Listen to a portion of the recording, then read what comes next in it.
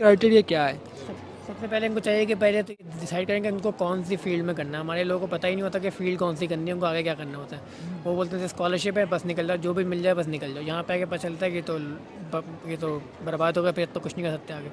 पहले field decide करें, उसके बाद फिर यूनिवर्सिटी सेलेक्ट करें कि कौन सी यूनिवर्सिटी में मिलना है। स्कॉलरशिप होती है ईयरली कितनी है इस वक्त इटली की? इटली में ईयरली स्कॉलरशिप मिलती है 7,600 यूरोज़ की, डिपेंडिंग ऑन कि अगर आप सही टाइम पे आके कॉन्ट्रैक्ट सबमिट। सिर्फ और सिर्फ 6 लाख के अंदर आप पाकिस्तान से इटली में आ सकते हैं, वो भी अगर आप खुद प्रोसेस करते हैं तो आपका 2.5 से 3 लाख रुपए लगता है। लेकिन अगर आप कंसल्टेंट हायर करते हैं, एक अच्छा कंसल्टेंट। अस्सलाम वालेकुम दोस्तों, उम्मीद है कि आप तमाम दोस्त खैरियत से होंगे, ठीक ठाक होंगे। पाकिस्तान से और दुनिया भर से जहाँ कहीं भी ये वीडियो देखी जा रही है, आप सबसे ये सबसे पहली रिक्वेस्ट है कि आप इस वीडियो को अपने तमाम बच्चों के साथ, बड़ों के साथ शेयर करें कि जितने भी हमारे पाकिस्तान से दोस्त, अजीज़, बहन, भाई, छोटे, सब जो बाहर आना चाहते हैं स्टडी बेस के ऊपर। तो आज किस वीडियो के अंदर आपको मालूम होगा कि आप कैसे बाहर आ सकते हैं। आज हमारे साथ मौजूद हैं पाकिस्तान कराची से फराज भाई, जो कि मीडिया के ऊपर नहीं आना चाहते, लेकिन हमने रिक्वेस्ट की है कि आप हमें बताएं कि भाई आप किस तरह से आए और हमारी जो यूथ है वो स्टडी बेस के ऊपर बाहर स्टडी के लिए कैसे आ सकते हैं। सबसे पहले तो फराज भाई बहुत शुक्रिया आपका कि आप ये एग्री किया कि भाई आप आए हमारे साथ वीडियो के अंदर। और हम ये जानना चाहेंगे कि आपने अपना ये स्टडी का जो सफ़र है कैसे स्टार्ट किया, और पाकिस्तान में आप क्या करते थे और कहाँ से आपने स्टडी की? अस्सलाम वालेकुम, मेरा नाम फ़राज़ है। अच्छा, मैं सबसे पहले पाकिस्तान में, कराची पाकिस्तान से हूँ, ठीक है। जी। तो मैंने अपनी स्टडीज़ पाकिस्तान में कंप्लीट की थी। बैचलर्स अपनी एनआईटी से कंप्लीट किए हैं ऑटोमोटिव इंजीनियरिंग के अंदर। ऑटोमोटिव के अंदर भी मेरी जो मतलब वहाँ पर बैचलर्स में पोजीशन आई थी, मतलब थर्ड पोजीशन आई थी मेरी एनआईटी के अंदर, तो हाई ग्रेड पर ख़त्म किया था मैंने। माशाल्लाह। फिर मैंने वहाँ पे 2 साल जॉब की है। ऑटोमोटिव चंगान कंपनी है इसका, उसमें मैंने जॉब की है 2 साल एज अ क्वालिटी इंजीनियर। फिर जब मैंने जॉब के साथ थोड़ा थोड़ा सा बिजी हो गया था, तो उसके बाद मैं थोड़ा चलो अब थोड़ा सा आगे स्टेप फॉरवर्ड करते हैं मास्टर के लिए। तो फिर मैंने इटली के लिए पहले अप्लाई करना, क्योंकि मेरे पास ज़्यादा फंड नहीं थे, तो मैंने इस वजह से इटली के ज़्यादा अप्लाई करना शुरू किया। अच्छा, फराज भाई ये चीज़ बताइएगा कि जब आप इटली के लिए अप्लाई करने के लिए मतलब लगे हुए थे, क्या आपने किसी कंसल्टेंट को हायर किया था या आपने खुद ही कहा कि मैं खुद से अप्लाई करता हूँ फ़लाँ फ़लाँ यूनिवर्सिटीज़ के अंदर? कैसे आपको पता चला? कैसे अप्लाई किया और लड़के कैसे अप्लाई कर सकते हैं? नहीं, मैंने जो है उस वक्त कंसल्टेंट को हायर किया था, क्योंकि मैं जॉब कर रहा था 9 to 5, तो मेरे पास बिल्कुल टाइम नहीं था खुद अपनी चीज़ों में घुसने का। हालांकि मुझे प्रोसेस का पूरा पता था कि कौन सी प्रोसेस कहाँ से होता है, लेकिन मेरे पास प्रोसेस को एग्जीक्यूट करने का टाइम नहीं था। तो इस वजह से मैंने कंसल्टेंट को हायर किया था, और फिर मैंने उसको उसके लिए आई थिंक उसके 2 लाख रुपये दिए थे मैंने। 2 लाख रुपये उसकी फ़ीस थी साल की। और क्या नाम है, उसने सारा प्रोसेस जो उसके अंदर कम्प्लीट करवा के दिया मेरा। एंड उसके अंदर वो हमें बताता है कि भाई कौन कौन सी यूनिवर्सिटीज़ आपको रिक्वायरमेंट है। उसको रिक्वायरमेंट की लिस्ट भी मैंने दी थी कि मुझे ये फील्ड है, ये यूनिवर्सिटीज़ हैं, ये मुझे इस शहर है, और हर चीज़ मुझे बताई थी। मैं उसके मुझे इस पॉइंट पे जगह जाना। वो अपनी भी रिकमेंडेशन देते हैं, लेकिन मुझे हर चीज़ पर ऐसे पता थी, तो मैंने उनको रिकमेंड किया था कि मुझे ये यूनिवर्सिटी चाहिए, ये यहाँ पे चाहिए और इस तरह से चाहिए। जी। यानी कि आपको पहले से ये इन्फॉर्मेशन किसने दी थी कि फ़लाँ फ़लाँ यूनिवर्सिटी नहीं, में? मैं पहले काफ़ी इन्फॉर्मेशन जगह सर्च करा था। पहले मैंने अपनी यूनिवर्सिटी के फाइनल ईयर से मैं कनाडा, यूएसए, यूके हर तरफ सर्च करा, तो फिर इंडिया एंड घूम फिर के मैं इटली की तरफ आया था, क्योंकि इटली में स्कॉलरशिप्स वगैरह आराम से मिल जाती हैं। अब मेरी अच्छी पोजीशन थी, तो मैंने उसको अपनी डिग्री को कैश आउट करवाना था, तो उसके लिए मैंने फिर इटली के लिए अप्लाई की, क्योंकि वहाँ पर इटली में स्कॉलरशिप जो है वो आराम से मिल जाती है। ठीक है। अच्छा ये बताइएगा फराज भाई कि जब आप ये अप्लाई कर रहे थे, आपने ये अप्लाई किया यूनिवर्सिटी के अंदर, यूनिवर्सिटी का बता दें, यूनिवर्सिटी का नाम क्या है यहाँ पर जो थी, और किस महीने में अप्लाई करना चाहिए? कि अगर स्टूडेंट्स अप्लाई करना चाहते हैं किस महीने में, क्या डिग्री कंप्लीट होने से पहले अप्लाई कर सकते हैं या डिग्री पास होना बहुत ज़रूरी है? देखिए, जब मैं मेरी जो यूनिवर्सिटी है वो यूनिवर्सिटी ऑफ त्रियसी है यहाँ पे कौरदना सिटी के अंदर। अप्लाई करने का बहुत डिपेंड करता है आप पे, क्योंकि जो जिस प्रोग्राम में मैं आया वो प्रोडक्शन इंजीनियरिंग मैनेजमेंट का प्रोग्राम है। वो है डुअल डिग्री प्रोग्राम, मतलब उसके अंदर एक एरास्मस सेमेस्टर के ऊपर भी आया हूँ मैं। तो मैंने प्लानिंग पूरी अपनी फाइनल ईयर से की थी कि मुझे अपनी डिग्री को कैश आउट करवाना है और मुझे एरास्मस पे जाना है। ठीक है, एरास्मस में ये होता है कि आपको रीजनल स्कॉलरशिप भी इटली से मिलती है और एरास्मस स्कॉलरशिप भी मिलती है, दोनों चीज़ें मिलती हैं। ठीक है, तो जिस प्रोग्राम में मैं इनरोल्ड हूँ, उस प्रोग्राम में एंटर करने के लिए काफ़ी हाई ग्रेड चाहिए होता है, क्योंकि वो पूरे इटली के अंदर सिर्फ 8 स्टूडेंट्स को पिक करते हैं वो। ठीक है, तो उसके अंदर आपको कराने के लिए कम से कम आपका 2 साल का जॉब एक्सपीरियंस हो, आपकी जो बैचलर्स है वो बहुत हाई ग्रेड पर ख़त्म होनी चाहिए, आपका आइल्स 6 बैंड पर कम से कम होना चाहिए। तो ये तीनों चीज़ें जब मैंने क्राइटेरिया पूरा किया, तो उसके बाद फिर मैंने इस प्रोग्राम के लिए अप्लाई किया। इस प्रोग्राम को मैं काफ़ी पहले देख के रखा हुआ था, मुझे कि मुझे इससे प्रोग्राम में जाना है कि मुझे इससे इटली और जर्मनी दोनों का एक्सपोजर मिल जाएगा। ज़बरदस्त। तो अगर आपको अप्लाई करना है, तो फिर आप पहले क्राइटेरिया देखेंगे आपको कौन से प्रोग्राम में जाना है। अगर आपका क्राइटेरिया मैच करता है हाँ yes you can do it. तो फिर आप फाइनल ईयर में अपनी यूनिवर्सिटी के फाइनल ईयर में अप्लाई कर लें बैचलर्स के मास्टर्स के लिए। अगर आप नहीं कर सकते तो फिर आप चाहें तो फिर आप थोड़ा सा रुक के आराम से अप्लाई अच्छा करें। फराज, यहाँ पे बहुत ही ज़रूरी सवाल है। बहुत से हज़ारों स्टूडेंट्स ने मुझसे ये सवाल पूछा है कि हम अप्लाई करना चाह रहे हैं लेकिन हमें समझ नहीं आ रही। इनको जब ये स्टूडेंट्स अप्लाई करना चाह रहे हैं तो इनको चाहिए कि सबसे पहले ये यूनिवर्सिटीज़ की वेबसाइट के ऊपर जाएं और वहाँ जाकर देखें ऐसे ही क्राइटेरिया क्या है। सबसे पहले इनको चाहिए कि पहले तो ये यूनिवर्सिटी की वेबसाइट के पहले ये डिसाइड करें कि इनको कौन सी फील्ड में करना है। हमारे लोगों को पता ही नहीं होता कि फील्ड कौन सी करनी है, उनको आगे क्या करना होता है। वो बोलते हैं स्कॉलरशिप है बस निकल जाओ, जो भी मिल जाए बस निकल जाओ। यहाँ पे आके पता चलता है कि ये तो बर्बाद हो गया, फिर तो कुछ नहीं कर सकते आगे।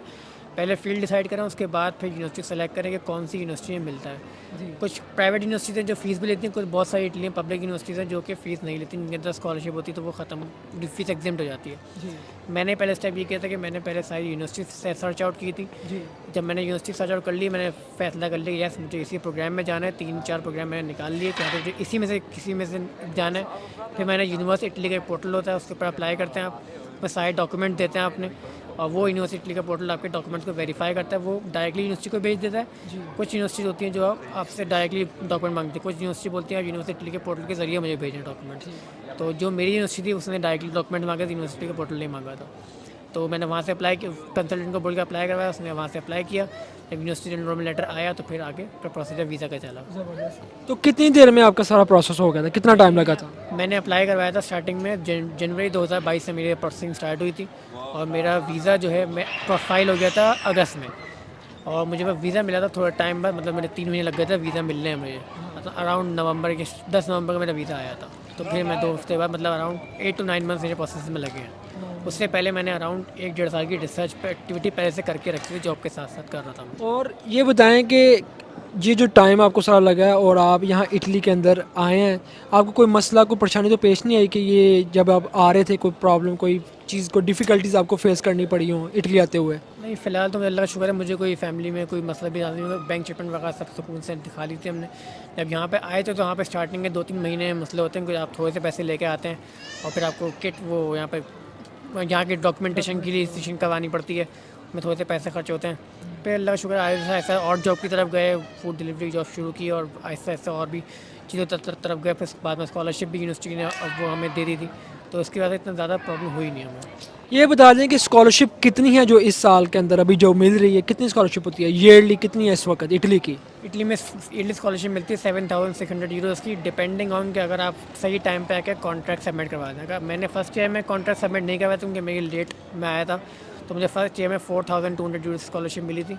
लेकिन जब नेक्स्ट ईयर में मैंने सही से सबमिट किया सब कुछ टाइम से, तो मुझे 7,600 की स्कॉलरशिप मिली है। अच्छा आप ये भी बता दें फराज कि जो दोस्त भी यहाँ पर आते हैं और अपनी डिग्री कंप्लीट करते हैं उसके बाद क्या प्रोसेस होता है। डिग्री कंप्लीट करने के बाद आपको इंटर्नशिप करनी पड़ती है या डिग्री के अंदर ही आप इंटर्नशिप कर सकते हैं लास्ट पे जाके। ये डिपेंड करता है आपके प्रोग्राम के ऊपर। कुछ प्रोग्राम जो होते हैं वो ऐसे होते हैं जिसके अंदर आपको डिग्री नहीं, जिसके अंदर आपको इंटर्नशिप नहीं मिलती, मतलब आपको कंपलसरी इंटर्नशिप नहीं होती। जैसे मेरा प्रोग्राम है, मेरे प्रोग्राम में इंटर्नशिप कंपलसरी, इसी वजह से मैंने इस प्रोग्राम को सिलेक्ट किया था क्योंकि ये ऑल इन वन पैकेज था। इसके अंदर इनवेस्टमेंट भी था, इसके अंदर इंटर्नशिप भी है, तो इस वजह से मैंने ये पैकेज को संभाल किया। जब आप इंटर्नशिप करते हैं ड्यूरिंग द डिग्री 2 या 3 महीने की, 3-4 महीने की जितनी भी आपको होती है मिलती है, तो आपके पास इंडस्ट्री का एक्सपीरियंस आ जाता है कि यहाँ पे एक्सपोजर आपकी CV बढ़ जाती है। तो फिर जब इसके बाद आप चेकती लबोरों के लिए अप्लाई करते हैं तो फिर आप इंडस्ट्री को बता सकते हैं कि यस एटलीस्ट आपके पास A2 लेवल होना चाहिए, A2 B1 लेवल और लेवल होना चाहिए। उसके साथ साथ जब आपके पास इंटर्नशिप का एक्सपीरियंस होगा तो आप बता सकते हैं कि यस मेरे पास इंडस्ट्री का एक्सपोजर है मेरे पास, तो मैं आगे आपकी फील्ड में काम कर सकता हूँ। तो अभी आप ये बताएं कितना टाइम लगेगा आपका डिग्री कंप्लीट होने में। ये डिग्री कंप्लीट होने में अराउंड 7 to 8 मंथ्स हैं अभी। इंशाल्लाह बस इंटर्नशिप होती है, फिर इंशाल्लाह फिर आगे जॉब सर्चिंग की तरफ कदम बढ़ाऊंगा। ज़बरदस्त माशाल्लाह। तो आपको क्या लगता है अभी 2024 चल रहा है तो अप्रैल है, इस वक्त क्या स्टूडेंट्स अप्लाई करके अभी भी आ सकते हैं या उनको दूसरे इनटेक लेना पड़ेगा। इस वक्त जो है मार्च इसमें 2 इंटेक होते हैं इटली में, एक होता है मार्च इंटेक, होता है सितंबर इंटेक। मार्च इंटेक तो ओवर हो चुका है। अगर आपको सितंबर इंटेक में आए तो इस वक्त आपको एट द लास्ट मोमेंट है ये। आई डोंट थिंक से इस वक्त काफ़ी यूनिवर्सिटीज़ के एडमिशन बंद हो चुके होंगे।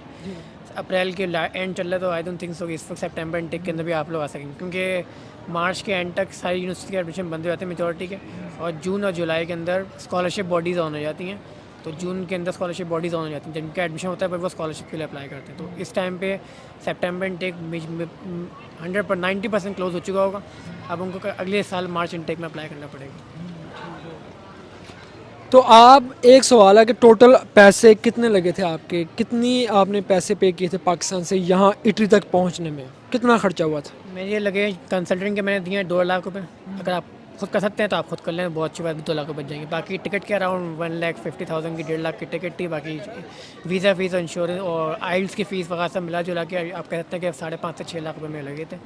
बाकी बैंक स्टेटमेंट लगती है। अब वो जब मे टाइम आया तो सब 15 लाख की थी, इस वक्त 26 से 27 लाख की है वो बैंक स्टेटमेंट। ये बहुत ही सवाल है, बहुत से स्टूडेंट्स ये पूछ रहे हैं कि जो बैंक स्टेटमेंट है, बैंक स्टेटमेंट कितनी होनी चाहिए और कैसे होनी चाहिए? 6 महीने, लास्ट 6 मंथ की होनी चाहिए, और क्या उसका प्रूफ, इसके अलावा और क्या होना चाहिए आपके पास? वाले साहब की लग सकती है, भाई की लग सकती है, किसकी लग सकती है?